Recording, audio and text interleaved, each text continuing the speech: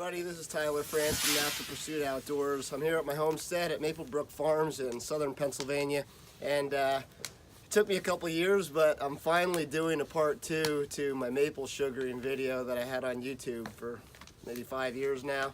But some kids at school, I'm also a school teacher, and some of the kids at school were reading about maple sugaring and the way that xylums and phloems work in trees. So I thought this would be a nice time to do a part 2 and tell you how I actually collect the sap and refine it down to pure maple syrup. So stick with me and I'm going to show you how that process works. So here is one of my taps. As you can see, it's flowing pretty well right now. It is late February and the overnight temperatures are below freezing. Daytime temperatures are above freezing. And that's what makes the sap flow. So I basically go around, I have little bottles that collect it. I just basically emptied this bottle here. I go around and collect it and put it into this big 5-gallon jug, and then when I'm done I slip that bottle right back under there again, and it collects the sap. I store it in my fridge till I'm ready to cook a big batch, and you'll see that here in a bit. So this right here is my maple arch. It's basically an evaporating stove, for lack of better words, and what it does is you basically build it up, contain a fire box inside, and it heats up the sap so that you can evaporate off the water from the sap. So the sap naturally occurs in the trees as it's flowing up the inside of the tree, and a lot of that is highly concentrated water content. So you have to try to remove the water from the sugar, and that's what syrup becomes. So I basically boil this down as much as possible. You can see I have lots of extra sap to still boil over there, okay? And I just keep adding it to this and adding wood, keeping the fire hot so that it can basically pull all the water out of it.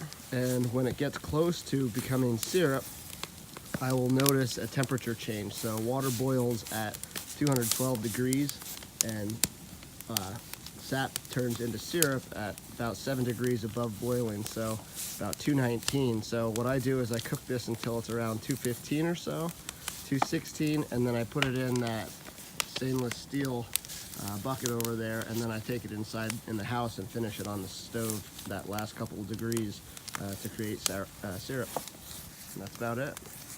Takes a long time, but it's worth it. Okay, so here's a great example of as the sap is cooking down, it turns to what I call near syrup.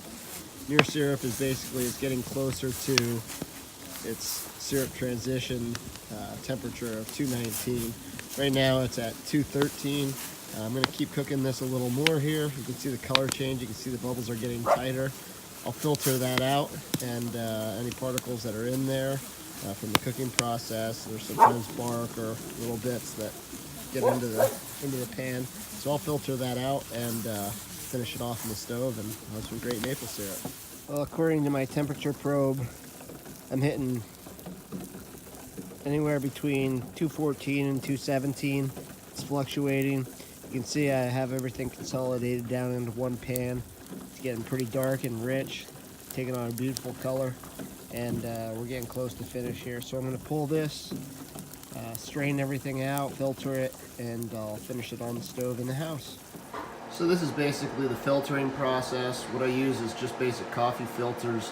Throw them in a funnel, and that takes out any sediment that happened to get into the pans during the cooking process over the open fire. Sometimes little bits of wood splinter up when it's crackling in the fire and stuff, so that just makes sure all the sediment's out of there and there's nothing in the actual bottles when I bottle but syrup. So this is a video of the finishing stages.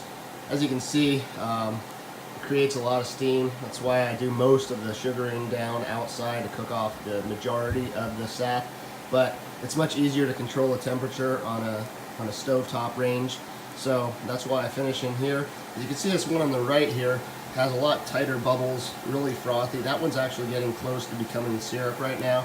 This one on the left has a little bit more to go. It's more standard of a water boil. Has a little bit further to go yet, but I'm just going to keep monitoring the temperature. As soon as it hits 219, I'm going to pull it from the heat, let it cool, and then I'm ready to bottle my pure maple syrup. And there you have it, pure maple syrup, bottled and ready to enjoy.